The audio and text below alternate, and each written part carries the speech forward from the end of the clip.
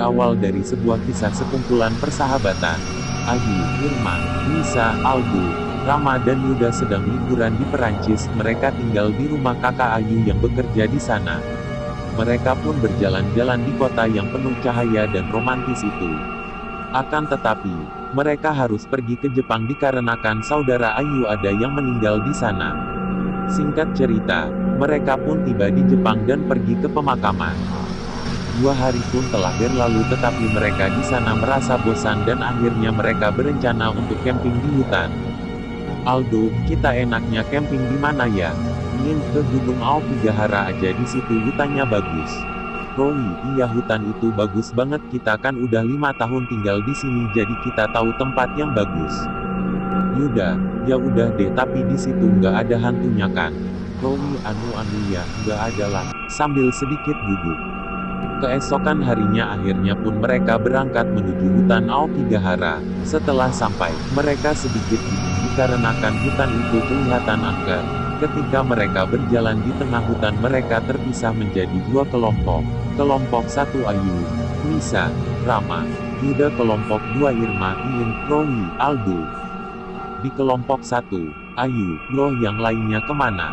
Nisa, aku juga nggak tahu. Yuda, kok mereka bisa nggak ada? Wah hebat, berarti mereka bisa main sulap. Rama, sulap apaan, mereka hilang beneran tahu. Ayu, aku yakin ini ada sangkut pautnya tentang hutan ini. Dari awal aku sudah curiga sama tempat ini. Nisa, kurang ajar, berarti Iin dan Roy membohongi kita semua dong. Ayu, aku rasa begitu. Yuda, kurang ajar, pokoknya kalau ketemu gue, bakal gue jadiin rendang mereka berdua. Aldo, emang bisa? Yuda, mungkin. Di tengah perjalanan tiba-tiba kaki Nisa masuk di dalam lumpur. Mereka pun berusaha menolong Nisa akan tetapi Nisa sudah tenggelam di dalam lumpur tersebut. Mereka pun sedih dan menyesal. Di sisi lain kelompok 2 menemukan sebuah perkampungan seperti gubuk tapi anehnya tidak berpenghuni dan banyak sekali tengkorak yang digantung di atas pohon. Tiba-tiba Aldo merasa gatal-gatal dan menggaruk tubuhnya hingga terlihat tulang dan dagingnya hingga ia meninggal dengan mengenaskan. Irma, Al, kenapa lu harus mati mengenaskan seperti ini? Roy, udah jangan sedih lagi, lagian udah terlanjur mati aja nggak bakalan bisa hidup lagi. Irma, enak banget lu ngomong mati, lu pikir ini masalah yang enteng? Aldo, tuh sahabat gue tahu, iya lu baru kenal sama dia jadi lu nggak merasa kehilangan. Iin, udah nggak usah debat. Irma, tempatnya kok serem banget ya. Banyak tengkorak lagi. Tempat apaan sih ini? Iin, aku juga nggak tahu, sebaiknya kita istirahat di salah satu rumah yuk. Irma, iya ayo, ini tempat yang tragis. Sambil berjalan di kelompok 1 mereka bertiga terus berjalan dan akhirnya sampai di perkampungan gubuk yang penuh dengan tengkorak. Ayu, tempat apaan nih kok banyak tengkoraknya?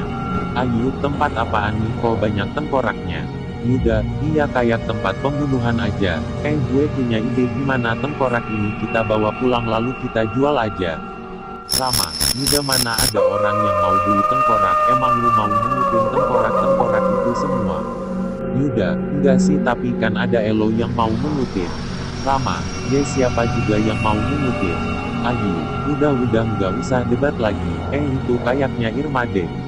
Rama, iya kita kesana yuk. Akhirnya mereka bertemu kembali, mereka pun senang. Irma, akhirnya kita dapat bertemu lagi. Ayu, iya gue senang banget. Roy, rahasia apa yang lu sembunyiin dari kita semua? Roy, nggak ada kok. Ayu, nggak usah bohong deh lu, gue jadiin rendang baru tahu rasa lu. Rama, iya nggak usah bohong deh, jujur aja kali. Oke, sebenarnya hutan Aokigahara dikenal dengan sebutan lautan pohon. Hutan lebat seluas 32 km di barat laut kaki Gunung Fuji. Namanya Aokigahara. Rumor menyebut ia memiliki cadangan besi di bawah tanahnya, yang mengganggu kerja kompas, menyesatkan para pejalan kaki yang menembus belantara. Yang paling menyedihkan, hutan ini menjadi lokasi bunuh diri. Lebih dari 500 kasus yang dilaporkan sejak tahun 1950-an. Penduduk setempat mengklaim kerap mendengar jeritan arwah di tengah malam. Tingginya angka bunuh diri memicu pemerintah memasang papan himbauan larangan bunuh diri. Sejak tahun 1970, dibentuk tim yang terdiri dari polisi, relawan, dan jurnalis yang bertugas menyusur hutan mencari mayat-mayat. Namun, kerja tim tersebut kalah berat ketimbang pekerja hutan. Merekalah yang bertugas membawa mayat dari hutan ke pos penjagaan hutan. Tubuh mayat, yang kadang sudah membusuk diletakkan di kamar khusus untuk para korban bunuh diri. Para pekerja itu lalu mempimpa, siapa yang kalah akan diberi tugas khusus tidur di ruangan bersama jenazah. Sebab, diyakini akan berakibat buruk jika jenazah ditinggalkan sendirian. Arwah penasaran jenazah itu, Yurei akan menjerit-jerit sepanjang malam. Tak hanya itu, jenazah itu konon akan berpindah dengan sendirinya. Ayu, apa jadi ini hutan setan lantas kenapa kalian membawa kami ke tempat ini? Rowi, karena kita yakin kalianlah yang bisa menghilangkan hantu-hantu di hutan ini karena penduduk sudah resah akan jeritan setan dan hilangnya orang yang pergi ke sini. Irma, caranya, dengan mencari kristal merah dan menghancurkannya maka setan yang ada di sini semuanya akan hilang. Yuda, oh gitu, tapi dari tadi gue kayaknya nggak lihat Aldo deh. Irma, Aldo udah meninggal. Rama, apa? Pasti lu bohong kan? Irma, gue nggak bohong terus Nisa juga kemana? Ayu, Nisa juga udah meninggal. Irma, apa? Mulai menangis. Ayu, nggak usah drama deh di sini kita harus membasmi hantu. Tiba-tiba angin berhembus sangat kencang sampai mereka hampir terbawa oleh angin itu. Iin dan Rowi menghimbau untuk jangan sampai terbawa oleh angin itu. Mereka pun bertahan dengan sekuat tenaga namun angin semakin bertambah kencang hingga akhirnya Vina terbawa oleh angin itu.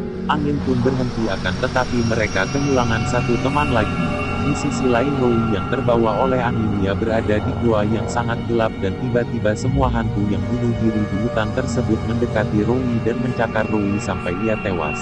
Akhirnya pun mereka melanjutkan perjalanan mencari kristal merah yang konon berada di bawah pohon persik yang tak lain pohon itu hanya ada satu dari ribuan pohon di hutan Aokigahara.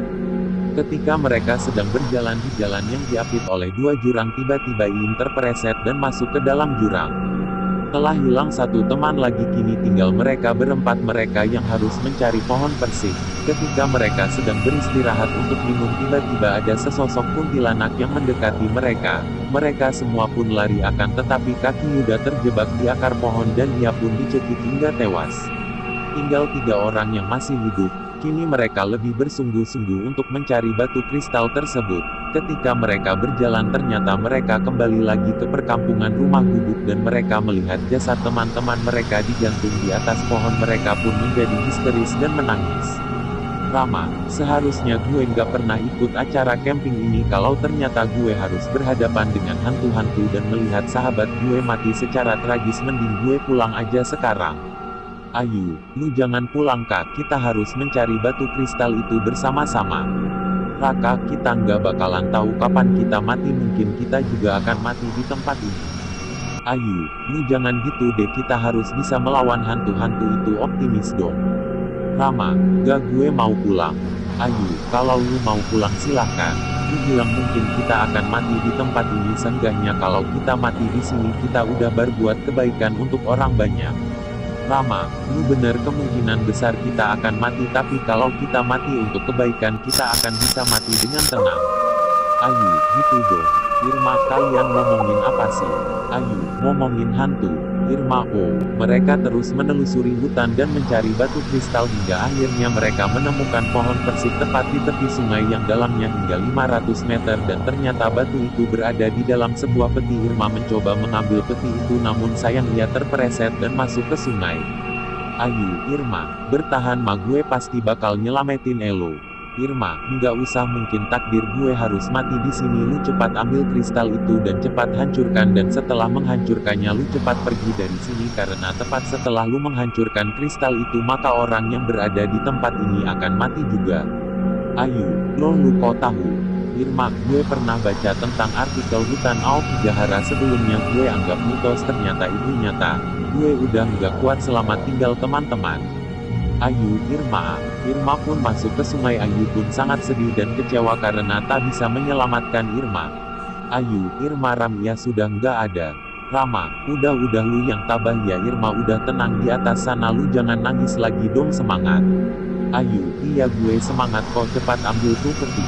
Rama, iya. Akhirnya mereka berhasil mendapatkan kotak peti itu dan benar batu kristal merah itu memang ada di dalam peti itu. Mereka pun membawa kristal itu menuju ke perbatasan hutan dan perkampungan penduduk. Singkat cerita, mereka sudah hampir sampai ke perbatasan dengan mengendarai mobil. Akan tetapi hantu itu malah menabrakkan mobil Ayu dan Rama di pohon.